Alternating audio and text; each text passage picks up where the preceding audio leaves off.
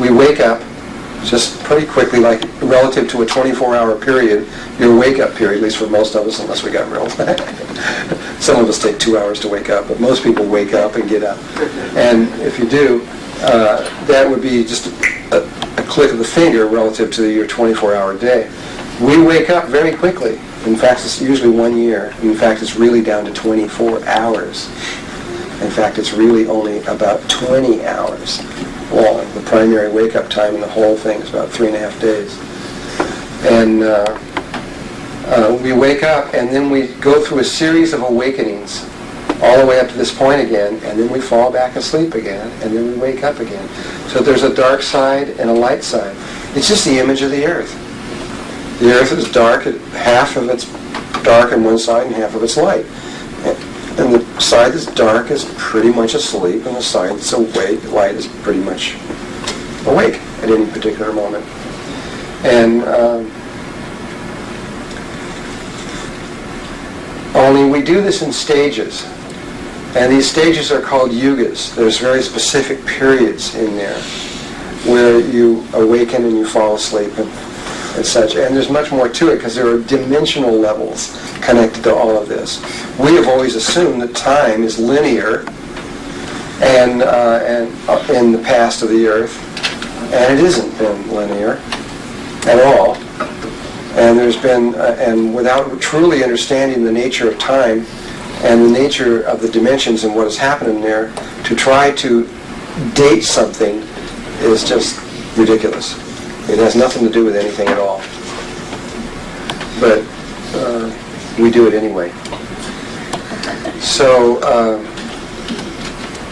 and to be clear here, right at this moment, in 1990, 1991, 1992, we're sitting right there in the orbit. We're sitting right on that place between being asleep and waking up. We're sitting right at sunrise. And it was the male that kept us alive and protected us into the darkness. It's now been shifted to the female, and the female will take us back into the light. And again, the male will protect us back into the darkness. Now, this is not a static circle repeating itself like a phonograph record. This is a piece of a helix. So every time we fall asleep, and when we wake up a little bit more, and hopefully don't fall quite asleep. We wake up a little bit more each time, repeating this. Only thing is that last time, we're here right now. When we come back to just here, just 13,000 years ago, a little less than that right there, something happened that when we fell asleep, we went more than asleep, we went unconscious. I mean, we got a big blow on the top of the head. Something dramatically happened, which I'm going to describe in just a little bit. It actually started about 16,000 years ago. The result that happened here, and I'm going to spend a lot of time explaining what happened. When you know this image here, and you apply it to the history of the earth, and you look at the archaeology and what happened over all those things, it'll make perfect sense. Without understanding this, you cannot understand archaeology. Cannot possibly understand why the Egyptian culture, which started right about in here, would come out in full bloom in its greatest glory and then go downhill. Why the Sumerians went downhill, the Babylonians went downhill, the Akkadians went downhill. Always the oldest part, always being the clearest, most intelligent, most awake part of the culture, and systematically going worse and worse and worse and worse and worse and worse until they just died out. And it's because they were falling more and more and more and more asleep. And this is the most asleep time. This is called the Kali Yuga.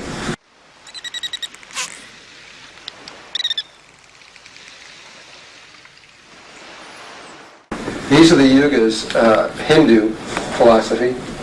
This part of the yuga is called the Sattva. There's the descending and ascending the yugas. This is the Sattva, the Treta, the Dwarpa, and the Kali Yuga. And then you got a descent, an ascending Kali, Dwarpa, Treta, and Sattva Yuga. And this is the Kali Yuga down here. It's about roughly a couple thousand years or long. They put them at different lengths of time.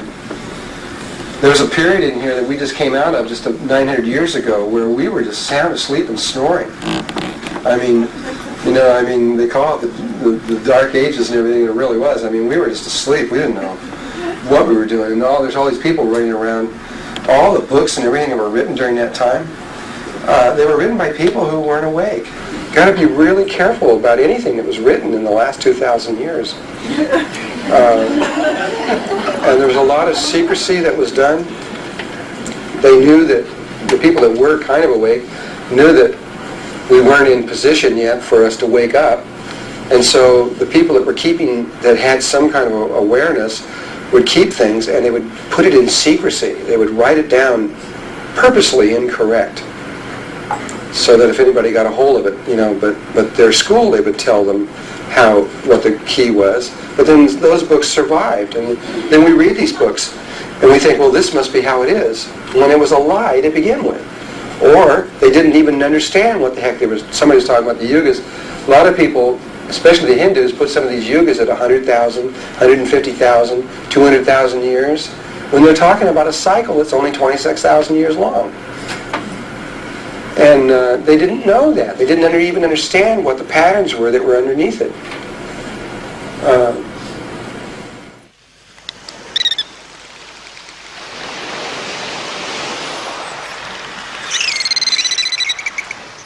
There was some Hindus that knew what they were doing.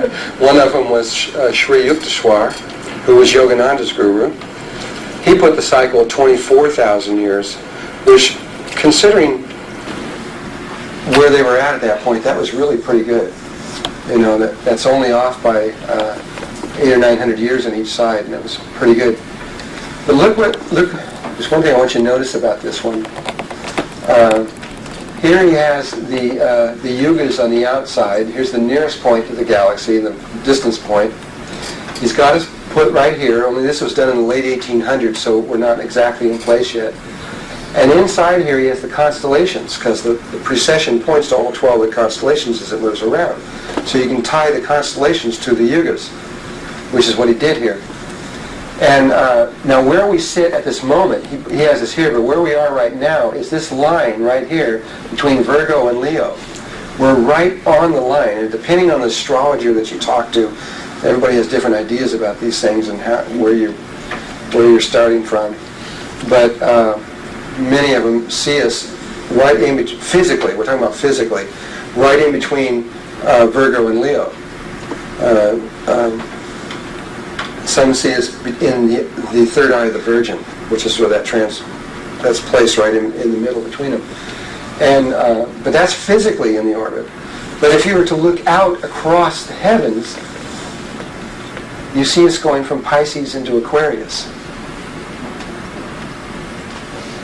So we're moving we're right on that line between Pisces and Aquarius. We're about to move into the new age of Aquarius.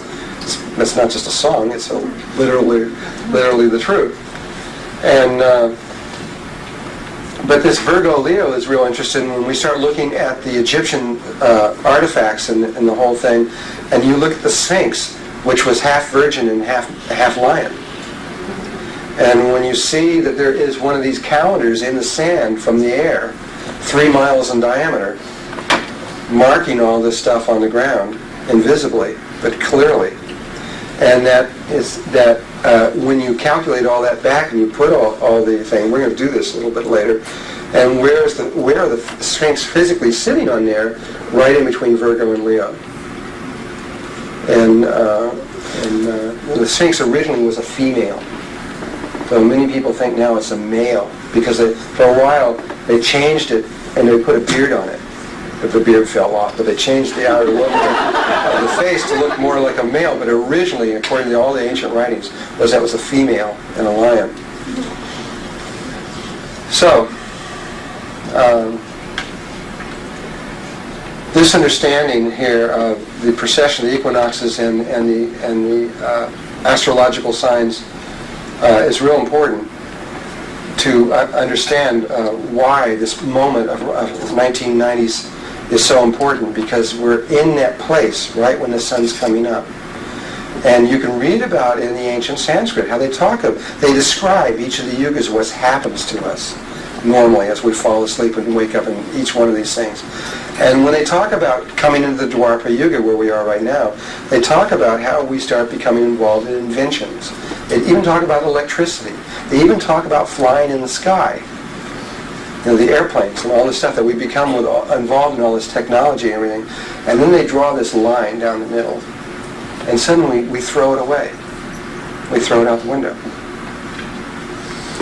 And what happens is, at this point, is when we wake, these become like toys to children, our cars and all this stuff, because we wake up and we come into the awareness that we can do anything that technology can do from within ourselves, and we don't need it anymore.